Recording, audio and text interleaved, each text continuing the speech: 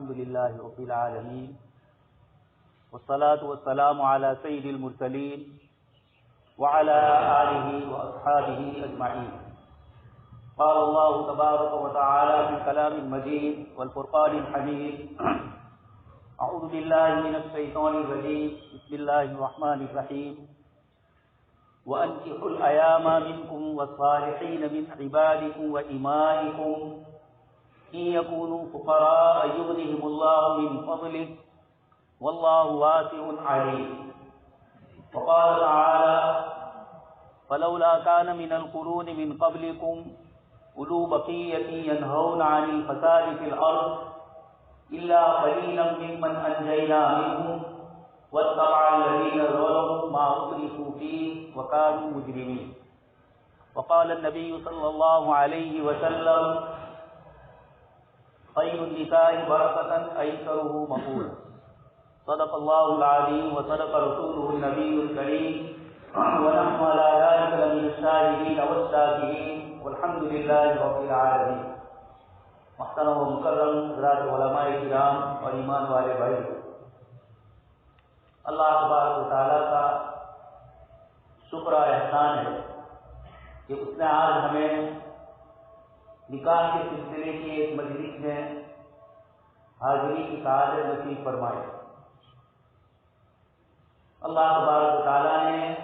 انسانوں کو پیدا فرمایا اور مختلف ضرورتیں اور حاجتیں انسانوں کے ساتھ اللہ پاک نے وابستہ رکھی. اس کی کچھ خواہشات رکھی جس کو انسان پورا کرنا چاہتا ہے. قرآن کریم کی مختلف آیتوں میں اللہ تبارک و تعالیٰ نے یہ ذکر فرمایا کہ یہ زمین و آسمان کی ساری نعمتیں اللہ تبارک و تعالیٰ نے ہمارے لیے پیدا فرمایا. هو الذی جعل لکم خلق لکم. مختلف آیتوں میں آسمان و زمین کے اس پورے نظام کو انسانوں کی خدمت کے لیے وابستہ رکھا ہے. اللہ پاک نے مختلف آیتوں میں اس کو ذکر کرا. دوست اور بزرگ، یہ خواہشات صرف اللہ پاک نے ہمارے لیے نہیں رکھی، بلکہ ان خواہشات کی تکمیل کے لیے کتاب و سنت میں اللہ تبارک و تعالیٰ نے انبیاء کرام علیہ السلام نے اور خاص کر کے جناب نبی اکرم صلی اللہ علیہ وسلم نے اللہ پاک کی ان نعمتوں کا کثرت سے ذکر کرنا اور ان نعمتوں کے استعمال کرنے کے سلسلے میں ہماری رہنمائی کرنا. اس سے یہ پتہ چلتا ہے کہ اللہ تبارک و تعالیٰ نے جو نعمتیں پیدا فرمائی، اللہ پاک انسانوں کو ان نعمتوں کے استعمال کرنے کی طرف رغبت دلا ہے. وَلَقَدْ أَرْسَلْنَا رُسُلًا مِّن قَبْلِكَ وَجَعَلْنَا لَهُمْ أَزْوَاجًا وَذُرِّيَّةً. اللہ پاک فرماتے ہیں آپ صلی اللہ علیہ وسلم سے کہ آپ سے پہلے ہم نے بہت سارے انبیاء کرام علیہ السلام کو بھیجا اور ان کو بیوی بچوں والا بنایا. حضرت عیسیٰ علیہ السلام اور آپ کی والدہ حضرت مریم رضی اللہ تعالیٰ عنہا کے متعلق فرمایا کانا یأکلان الطعام. یہ دونوں کھانا کھاتے ہیں. ایک طرف ان کے لیے خدائیت اور الوہیت کی نفی کرنا ہے کہ خدا بے نیاز ہوتا ہے اور مخلوق اور انسان محتاج ہوتا ہے. تو کھانے پینے کی نعمتوں کا ذکر فرمایا. اسی طریقے سے بیوی بچوں والا ہونا، سماج اور سوسائٹی والا ہونا، یہ بھی اللہ تبارک و تعالیٰ نے ان آیات کا ذکر فرمایا. دو چیزیں ہیں، ایک ہے انسان اور ایک ہے سماج. انفرادی طور پر ہم میں سے ہر ایک آدمی ایک فرد ہے اور ایک انسان، لیکن مجموعہ ملا کر ساری انسانیت ملا کر ایک سماج اور ایک سوسائٹی اور ایک معاشرہ بنتا ہے. اللہ تبارک و تعالیٰ نے انسان کے کیا حقوق ہے ذاتی طور پر ہر انسان کے انفرادی طور پر یکسیگت اللہ پاک نے قرآن کریم میں اور جناب نبی اکرم صلی اللہ علیہ وسلم نے احادیث میں اس کو ذکر کیا. اسی کے ساتھ ایک سماج کا فرد ہونے کے اعتبار، ایک سوسائٹی اور ایک معاشرے کا ایک فرد ہونے کی وجہ سے سوسائٹی کی بنیاد پر اس کے ذمہ کیا حقوق آئے. معاشرتی اعتبار سے انسان اپنے سماج کے ساتھ جو بجا ہوا ہے، اس سماج کے اعتبار سے اس کے اوپر کون کون سی ذمہ داریاں ہیں. یہ دونوں چیزیں شریعت مطہرہ نے ذکر فرمایا.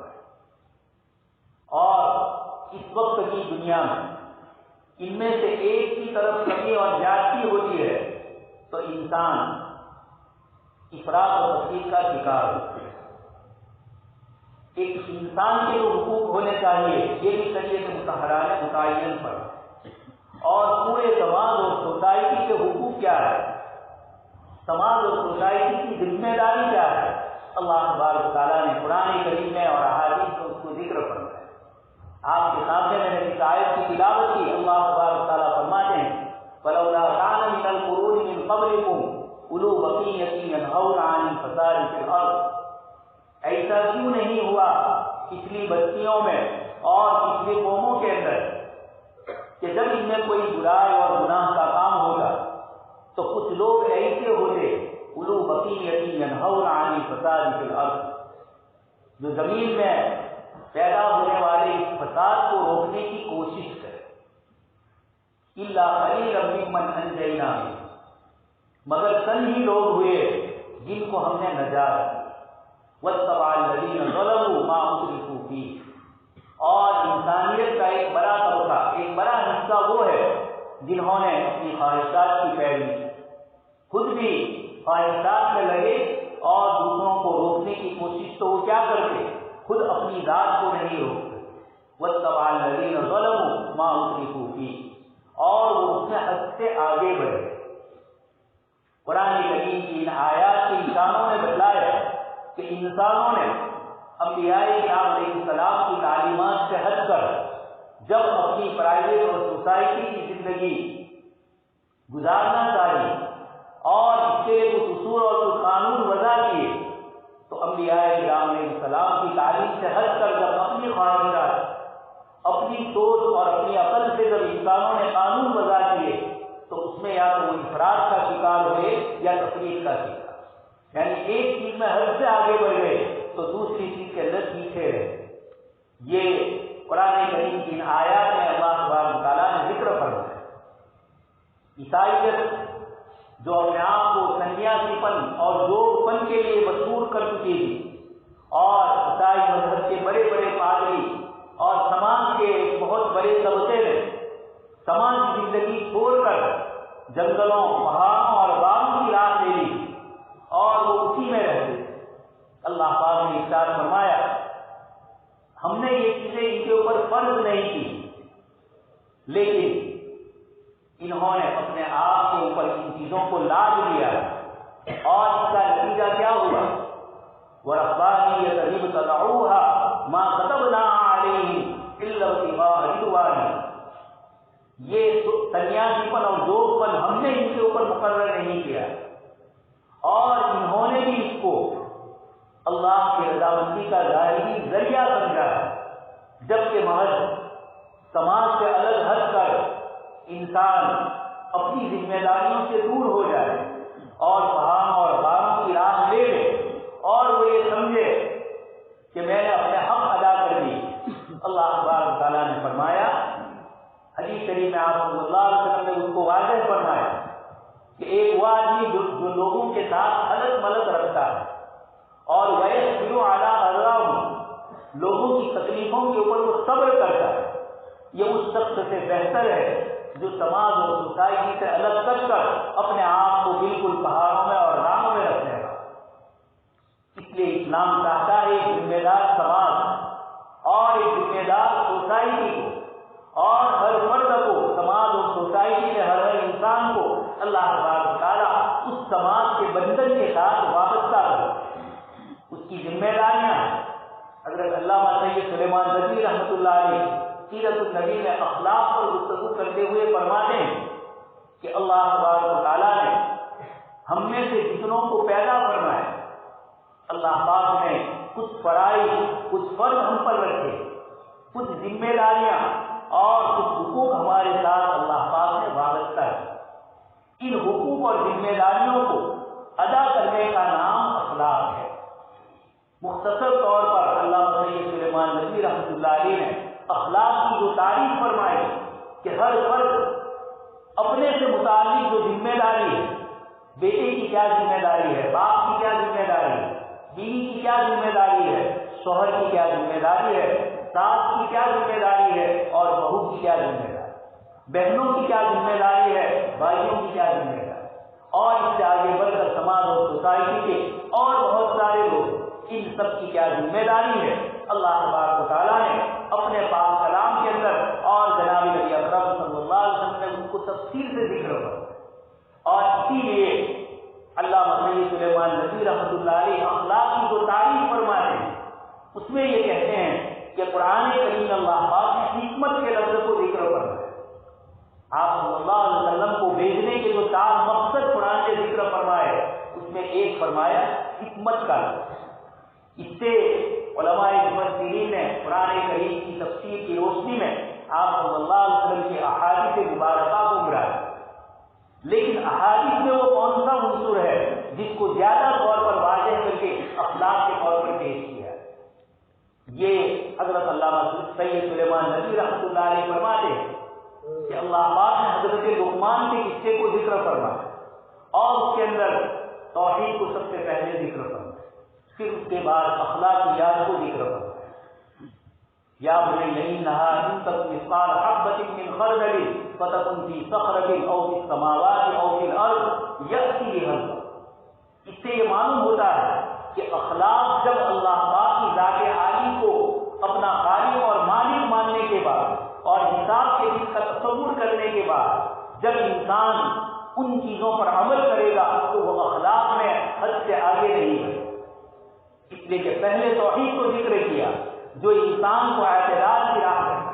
ایک خالق اور مالک کے تصور کو یاد دلایا جا رہا ہے کہ اللہ تبارک و تعالیٰ کے یہاں تمہارے ایک ایک عمل کو دیکھا جا رہا ہے، تم عبادتیں ادا کرتے ہو اس کو بھی دیکھا جاتا ہے، اور اس کے ساتھ آپس کے سماج اور سوسائٹی میں ایک دوسرے کے حقوق کے طور پر تم کیا حقوق ادا کرتے ہو، اللہ تبارک و تعالیٰ اس کو بھی قیامت کے دن لوگوں کے سامنے پیش کیا جائے گا، حاضر کیا جائے گا۔ سینگ والی بکری نے بے سینگ بکری کو اگر اپنا سینگ لگایا ہو اس کا بھی حساب ان سے لیا جائے گا اللہ تبارک و تعالیٰ کی طرف سے۔ وَإِن مِّنكُمْ إِلَّا وَارِدُهَا كَانَ عَلَىٰ رَبِّكَ حَتْمًا مَّقْضِيًّا۔ اللہ پاک نے فیصلے فرمائے، اس لیے اللہ تبارک و تعالیٰ نے توحید کے ساتھ حضرت لقمان کے قصے میں اخلاق کو ذکر کرا۔ دوستوں اور بزرگوں، اس وقت امت مسلمہ پر جو حالات اور جو مسائل ہیں ہم غور کریں، ہم نے عبادات سے بھی کبھی اور اس کے ساتھ ساتھ اخلاقیات سے بھی کبھی۔ جب کورٹیں کھلتی ہے اور 11 بجے 12 بجے کے بعد آپ جب کسی بھی کورٹ میں جائیں گے مسلمانوں کا ایک طبقہ عورتوں اور مردوں کا ایسا ہوگا جن کے آپس کے جھگڑے، میاں بیوی کے آپس کے جھگڑے ہیں اور اس کی بنیاد کے اوپر برقع والی عورتیں اور اسلامی لباس اور اسلامی تہذیب اور کلچر کو واضح کرنے والی نشانیوں کو لے کر ہم کورٹ اور کچہریوں میں بیٹھے ہوئے ہوں، اس وقت یہ منظر نظر آ رہا ہے کہ نعوذ باللہ اللہ اور اس کے رسول صلی اللہ علیہ وسلم نے ہمیں کوئی اخلاق ہی نہیں دی۔ لیکن دوستوں اور بزرگوں، یہ کیوں ہو رہا ہے؟ کتاب اللہ نے جو سماج اور فرد دونوں کی ذمہ داریاں بتائیں، اس وقت دنیا میں ایک تہذیب اور کلچر یہ کام کر رہی ہے کہ کسی طریقے سے انسانوں کو اتنی آزادی دی جائے کہ وہ سماج اور سوسائٹی سے کٹ جائے اور پھر اس کو ہمیں جس طریقے سے ورگلانا ہو اس طریقے سے ہم اس کو ورگلائیں اور اس کو اس کے دین سے، اس کے سماج سے، اخلاقیات سے، اس کے پورے ماحول اور معاشرے سے نکال کر شیطان کے حوالے کریں۔ کتاب اللہ نے اس کو ذکر فرمایا والذین کفروا یتمتعون ویأکلون کما تأکل الانعام، کہ وہ لوگ جو اللہ کے نافرمان ہیں، اللہ تبارک و تعالیٰ کو خالق اور مالک تصور نہیں کرتے، ان کا حال یہ ہوتا ہے کہ اللہ کی دی ہوئی نعمتوں کو حلال اور حرام کا فرق کیے بغیر وہ اس طریقے سے استعمال کرتے ہیں کہ جس کی بنیاد کے اوپر اللہ تبارک و تعالیٰ نے جو نظام بنایا ہے ہمارے لیے، اللہ کے رسول صلی اللہ علیہ وسلم نے جو حرام اور حلال کا مسئلہ ہمیں ذکر کیا ہے، ان سب کو چھوڑ کر ہم قرآن کریم نے جس منظر کو بتلایا یتمتعون ویأکلون کما تأکل الانعام، کہ وہ لوگ جو اللہ پاک کے ساتھ دوسروں کو شریک کرتے ہیں، ان کی سماجی زندگی کا، ان کی سوسائٹی کا یہ حال ہے کہ یتمتعون، وہ چلتے ہیں، قرآن کریم نے جو لفظ ذکر کیا حلال اور حرام کا فکر نہیں کرتے اور اس طریقے سے زندگی گزارتے ہیں۔ آج ہم اور آپ دیکھ رہے ہیں کہ کس طریقے سے انسانی سماج اور انسانی سوسائٹی میں انسانوں کو اپنے خدا سے دور کر کے، اپنے مذہب سے دور کر کے، اپنی سماج اور سوسائٹی کے ذمہ دار افراد سے دور کر کے یہ کوشش ہو رہی ہے کہ ایک نوجوان کتنا آزاد ہو جائے کہ اگر اس کو حلال اور حرام کسی چیز کا فرق بتلایا جائے وہ اس فرق کو ماننے اور سمجھنے کے لیے تیار ہے، بلکہ وہ اپنے اعتبار سے اپنی زندگی گزارنا چاہتا ہے۔ اس وقت پورا سماج اور سوسائٹی ہم اور آپ اپنی آنکھوں سے دیکھ رہے ہیں کہ زیادہ تر کوشش یہی ہو رہی ہے کہ انسان کو اپنے خدا اور اپنے مالک سے اتنا دور کر دیا جائے اور اخلاقیات سے اتنا دور کر دیا جائے کہ اخلاق کے سلسلے کی بات بھی اگر کوئی کرے تو ان کی سمجھ میں نہ آئے، جبکہ اللہ تبارک تعالیٰ نے انہی اخلاق اور انہی اعلیٰ کیریکٹر کے اوپر اسلامی سماج کی بنیاد رکھی۔ جناب نبی اکرم صلی اللہ علیہ وسلم نے ارشاد فرمایا میں یضمن لی ما بین لحییہ وما بین فخذیہ اضمن لہ الجنہ، جو دو چیزوں کی مجھے گارنٹی دے، اپنے جبڑوں کے درمیان کی زبان کی حفاظت کی گارنٹی دے اور اپنی شرمگاہ کی، اپنی ران کے درمیان کے حصے کی ذمہ داری دے دے، اضمن لہ الجنہ، اللہ کے نبی صلی اللہ علیہ وسلم اس کی گارنٹی دے رہے ہیں، اس کی ذمہ داری لے رہے ہیں جنت۔ دوست اور بزرگوں، آج دنیا میں انہی دونوں چیزوں پر محنت ہو رہی ہے کہ انسان کی زبان کی بے لگام ہو جائے اور انسان کی شرمگاہ کی بھی حفاظت ہو، جبکہ اللہ تبارک تعالیٰ نے اپنی پاک کتاب میں بار بار اس کا ذکر فرمایا۔ جناب نبی اکرم صلی اللہ علیہ وسلم نے احادیث مبارکہ میں بار بار ہمیں زبان کی حفاظت اور شرمگاہ کی حفاظت کے متعلق ہے۔ آج ہمارا نوجوان لڑکا اور ہماری نوجوان لڑکیاں زبان کے کنٹرول میں، اپنے رشتے داروں میں، گھر میں چھوٹے اور بڑے کی جو تمیز ہوتی ہے اس تمیز کو بھی ہم نے چھوڑ دیا ہے۔ بہو ہے اس کو کس طریقے سے اپنی ساس کے ساتھ گفتگو کرنی چاہیے، لڑکا ہے اپنے باپ کے ساتھ اس کو کس طریقے سے گفتگو کرنی چاہیے، لڑکی ہے اس کو اپنے ساس اور سسر کے ساتھ کس طریقے کی بات چیت کرنی، کس طرح رہنا ہے۔ ہم نے ساری چیزیں اپنی اولاد کو سکھلائی اور دنیا بھر کی چیزیں بتلائی، لیکن نکاح کا فریضہ جناب نبی اکرم صلی اللہ علیہ وسلم نے جس کو اپنی سنت قرار دیا، انبیاء کرام علیہ السلام کی سنت قرآن کریم نے ذکر فرمایا، اور آپ سے پہلے انبیاء کرام علیہ السلام کو بیوی بچوں والا بننا، یہ کیا بتلانا ہے؟ ایک سماجی ذمہ داری کو بتلانا ہے، اور اس کے ساتھ آپ صلی اللہ علیہ وسلم الیوم اکملت لکم دینکم، آپ کے ذریعے اللہ تبارک تعالیٰ نے دین اور شریعت کو مکمل کیا ہے۔ اس بنیاد پر الیوم اکملت لکم کی بنیاد پر اللہ تبارک تعالیٰ نے یہ دین اور یہ شریعت جو ہے عطا فرمائی۔ ہم شریعت مطہرہ کے ان اخلاق اور ان عادات اور ان حقوق اور ان ذمہ داریوں کا خیال رکھیں گے تو ہمارا سماج صاف ستھرا اور ہمارا معاشرہ ایک ذمہ دار معاشرے کے طور پر ہوگا، اور قرآن کریم نے جس کو ذکر فرمایا اولو بقیۃ ینہون عن الفساد فی الارض، زمین میں فساد جو بچتا ہے اس فساد کو روکنے کے لیے اولو بقیۃ ینہون، ایک جماعت کا ہونا ضروری ہے۔ یہ تو پچھلی امتوں میں فرمایا ہے، اس امت کے لیے تو کنتم خیر امۃ اخرجت للناس ولتکن منکم امۃ یدعون الی الخیر، اچھی چیزوں کا حکم دینا، بری باتوں سے روکنا۔ نکاح کے سلسلے میں بھی شریعت مطہرہ نے ہمیں جو ذمہ داریاں بتلائی، ہمیں جو اخلاقی اور سماجی اعتبار سے ذمہ داریاں بتلائی ہے، افسوس ہے کہ ہمارے سماج اور سوسائٹی میں ان چیزوں میں کمی ہوتی ہے، اور اس کے نتیجے میں دن بدن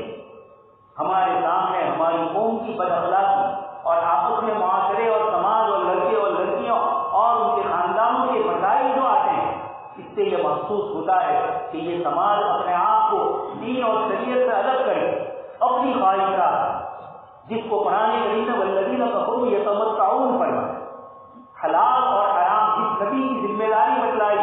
وَيُحِلُّ لَهُمُ الطَّيِّبَاتُ وَيُحَرِّمُ عَلَيْهِمُ الْخَبَائِثَ، اس کے باوجود یہ امت